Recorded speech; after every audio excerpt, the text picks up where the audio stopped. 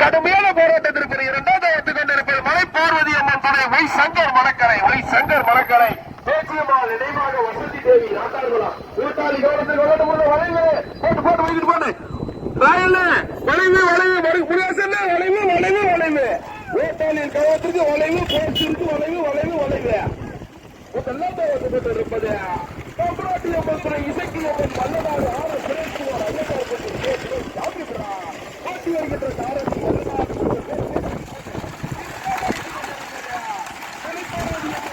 Shankar Manakkarai